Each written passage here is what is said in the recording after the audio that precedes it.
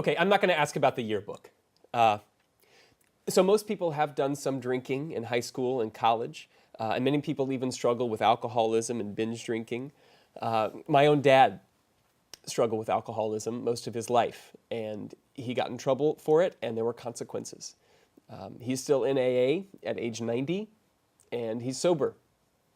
And in his words, he was pursued by grace, and that's how he got through this. So in your case, you have said here and other places that you never drank so much that you didn't remember what happened. But yet we have heard, not under oath, but we have heard your college roommates say that you did drink frequently. These are in news reports, that you would sometimes be belligerent. Another classmate said it's not credible for you to say that you didn't have memory lapses. So drinking is one thing. I actually don't think that's the second quote's correct.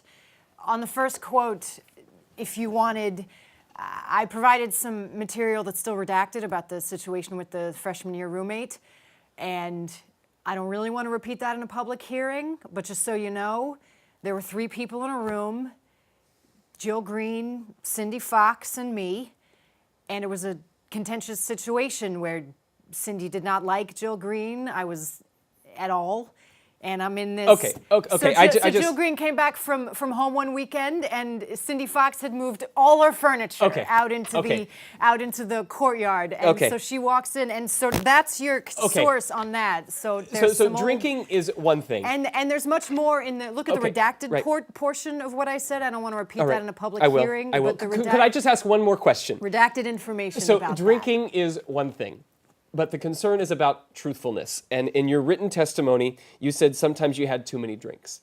Was there ever a time when you drank so much that you couldn't remember what happened or part of what happened the night before? No, no. I remember what happened, and I think you've probably had beers, Senator, and so is. So you're saying there's never been a case where you drank so much that you didn't remember what happened the night before or part of what happened? You're asking about, blackout. I don't know. Have you? Could you answer the question, Judge? So that's not happened. Is that your answer? Yeah, and I'm curious if you have.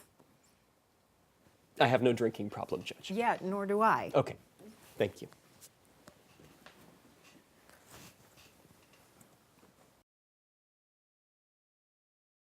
Judge, are you ready? I am ready. And can I say one thing? Yes. Just going to say, I started my last colloquy by saying to Senator Brockovich how much I respect him and respected what he did at the last hearing. And he asked me a question at the end that I responded by asking him a question, and I didn't. Sorry I did that. This is a tough process. I'm sorry about that. I appreciate that. I would like to add that when you have a parent that's alcoholic, you're pretty careful about drinking. And the second thing is, I was truly just trying to get to the bottom of the facts and the evidence. And I, again, believe we do that by opening up the FBI investigation. And I would call it a background check instead of investigation. Thank you. Appreciate that.